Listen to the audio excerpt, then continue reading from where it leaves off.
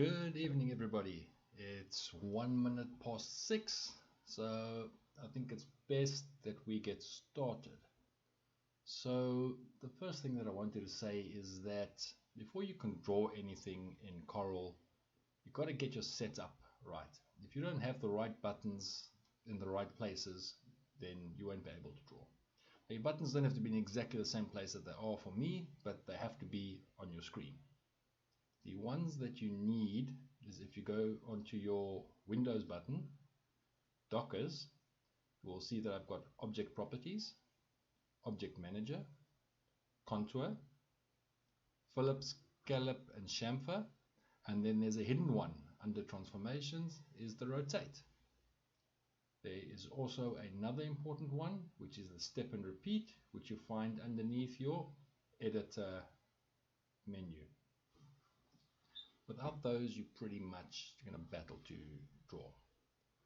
So we said that we were going to be doing some basic boxes and stuff today. So the main place that I use for my boxes is MakerCase. There's a bunch of other box making softwares out there. I find that MakerCase works for me. And it does the job just fine. It's only when I need to make some very complicated boxes that I go to boxes.festi, but most of the time I'll stay here. So you go into MakerCase, you'll see it'll give you a bunch of different options. You select a simple box, ensure that you take millimeters if you're in South Africa, and I'm just going to make a 100 by 100 by 100 millimeter square box. You'll see that those dimensions are for the outside dimensions. If you wanted the 100 to be inside, then you'd select the inside, but then your box would be 106 on the outside. So let's leave it as outside, and you'll see that it's just big pieces of wood right now. Over here you select, do you want an open or a closed box? Normally you take closed because you want the lid. If you don't want the lid, you can leave it open and it's like a flower vase, or you can turn that into a basket or something cool. But for now, let's leave a closed box. And we don't want it flat. We want fingers. Laser cutters, we like fingers. You'll see that here, if you move the slider up and down, it changes your finger size. So you can decide, do you want a lot of little fingers, or do you want 1 or 2 big fingers? So let's go for somewhere in about 20 odd. Yeah, so we get the 2 fingers. Well, 2 and 3 fingers. When you're happy with the size of your box and that you've set it up properly, you go to download box plans. On this menu here, there's a lot of different things you can go and do and set up your curves and all kinds of things. I personally don't bother with it. Most of the time it's fine, but if you need to set up your curve and corner compensation, maybe you're doing a 6mm or a 9mm wood, then this would be very important. So there it's showing us the layout. So by default, this thing has the panel labels active. I hate those panel labels because when you bring it into Corel, you normally battle with them. So I always disable the panel labels, and I download a SVG. I don't do a DXF. Okay, so let's download that SVG.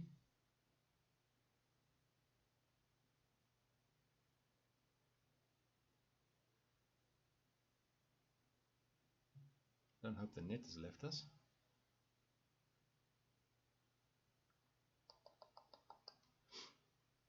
Not looking good.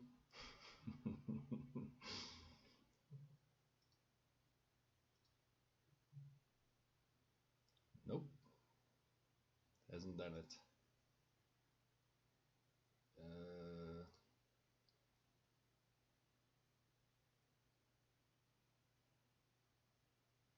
I'm just going to stop and refresh.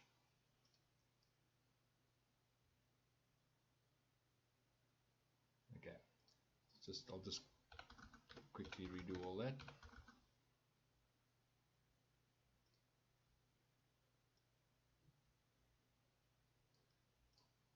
Okay, so there's the panel labels I spoke about. I don't want them. because they're going to mess me around. I want to download my SVG. It should be a very quick process. It's like a few seconds it should take. If it takes any longer than that, it means there's a problem.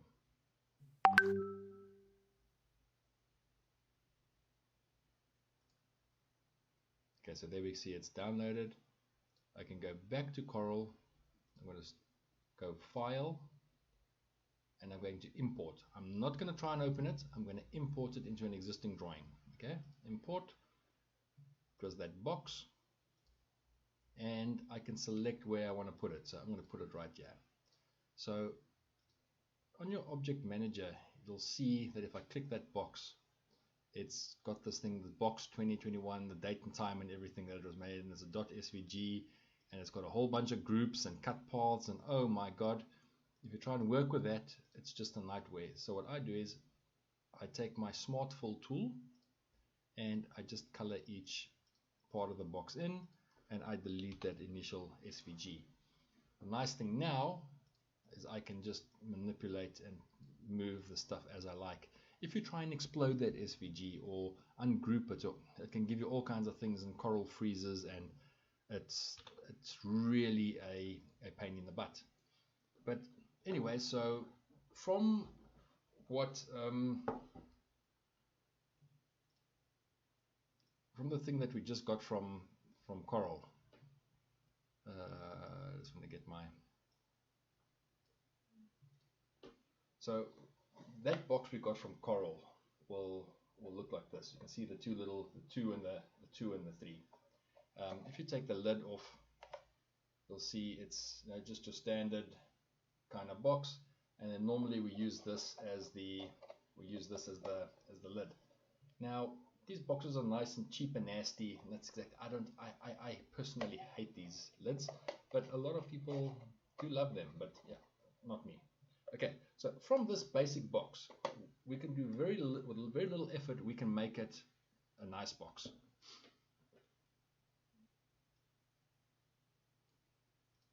Let me just disappear myself again. So I'm going to say that this is the bottom and this is the top. Okay, now for my top lid, I'm going to combine. I'm just going to combine those two teeth,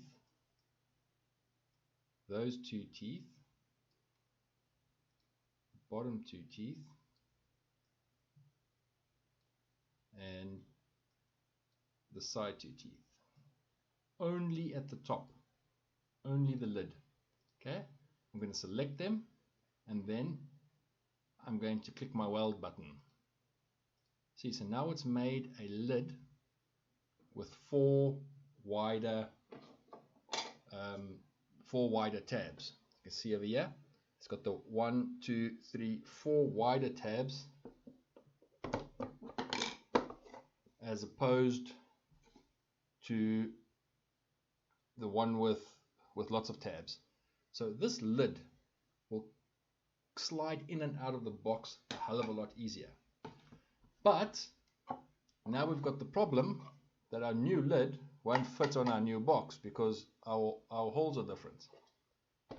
So now we will have to make sure that that the 4 sides that are at the top, which will be these 4 sides over here, we need to remove some tabs. So we need to remove, we're going to do one at a time. So that over there needs to be a back minus a front. Okay, so we've got a front shape and we've got our back shape in green, and we do a back minus front, and that takes that away.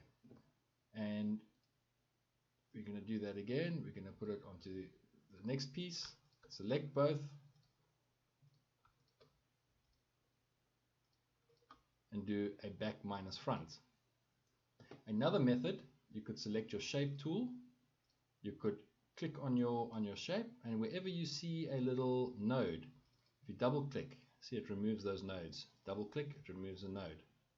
I like to remove all of those. So that's sometimes faster, sometimes quicker, but yeah, if you just double click a node, it actually removes it. look what happens if I double click here. Oops, I broke the thing. I can just undo to fix that again. Okay, so now you will see that this lid will fit inside that top of the box. So the bottom parts over here still go onto that bottom, and then the lid goes on the top. Let me get you guys the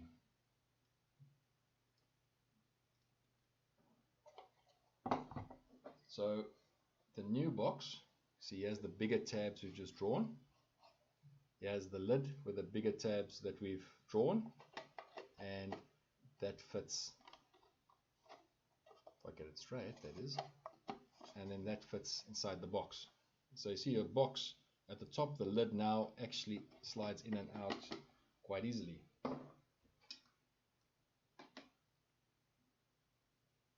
So now another thing that we've recently started doing is we've started making little tabs for these boxes. So yeah, we've got our lid in red. So I'm just going to draw a circle 20 millimeters in diameter. I'm not going to worry too much about the shape. I'm just going to stick it in the middle, and I am going to weld it. Okay. See, now I have a little tab.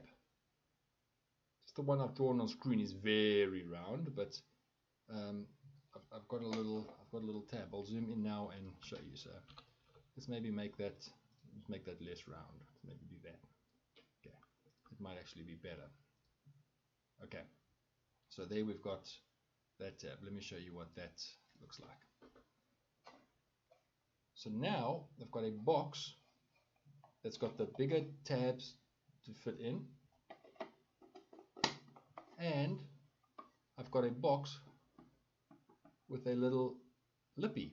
So now when somebody wants to open the box, they just take the lippy and open it. They don't have to battle and fight with a box to try and find where to open it. They can literally just grab the lippy and open the box and then close it again. So that's why I'm very fond of the little lippies.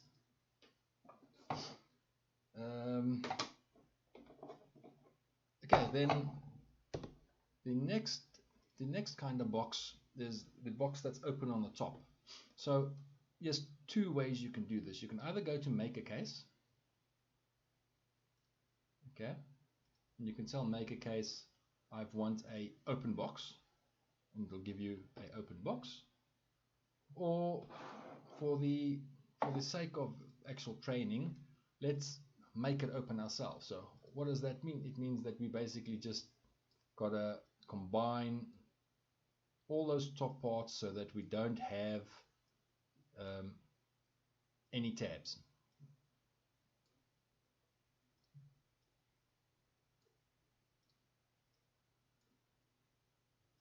Okay, so what I'm doing, I'm just selecting all and I'm hitting the weld button.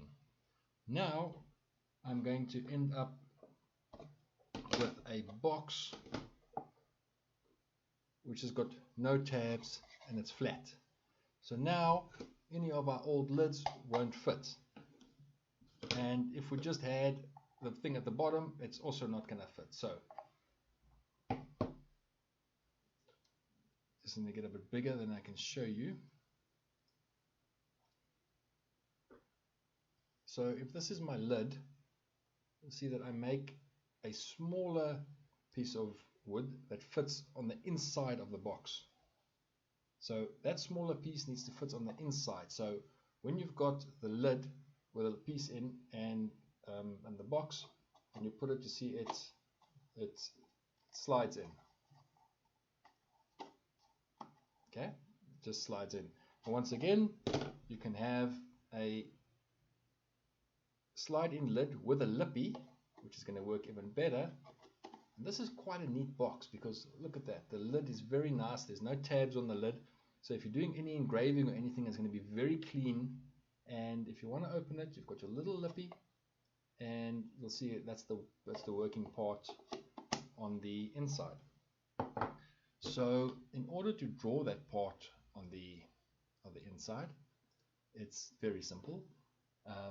You can measure with your dimension tool. You can measure the inside of your box, which is 94 by 94. You can draw a little square or rectangle in there, and you can check the size. It's 94. There's a number of ways you can get that size. So let's draw it at 94.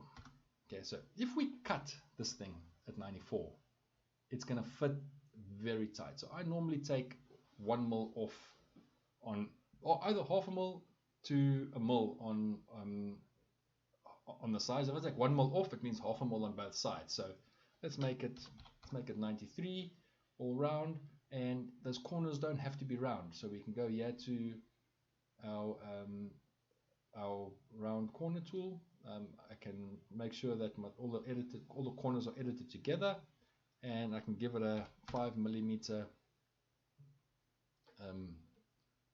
rounding. And then if you place that in the center of your lid, you'll see there it's almost touching. It's half a mil away from the sides. Ooh, it wasn't that. It's not at the center anymore because I got the lippy. So let me just draw a line from side to side to get my new center. The center of the actual lid, not the center with the lip. Okay.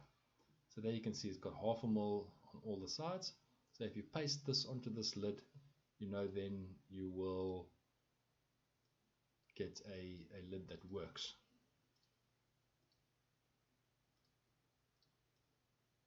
Which means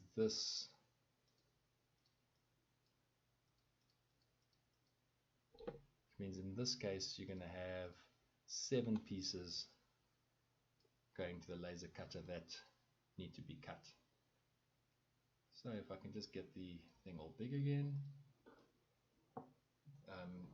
So basically we have a box with no lid, or an open box, and we make our own lid with a little guide at the bottom, and we can make it with or without a lip. We also just had our standard boring box, and there's a bunch of different lids we can make for these boxes. One of the things I like doing is to make the tabs for the lid bigger and the tabs open and close better. I see there's one thing that I forgot to show you guys with the base.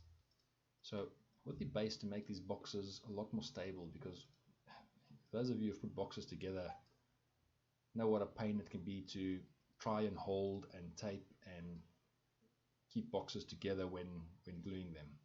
So one of the things I do is I put a rectangle around the outside of my box, which should be 100 by 100, because that's the box we made.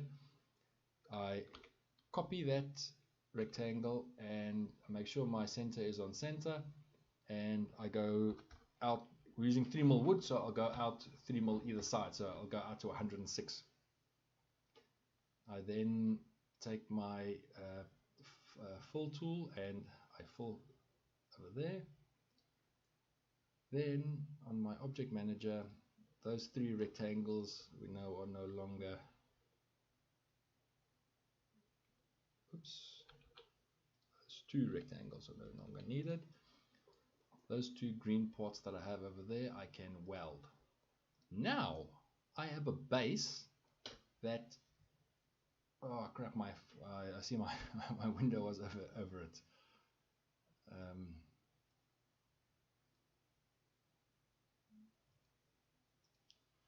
Yeah, so basically now I have a base where my parts can slide into nice and tight, and they can't go off to the sides because the actual base is holding those boxes in place.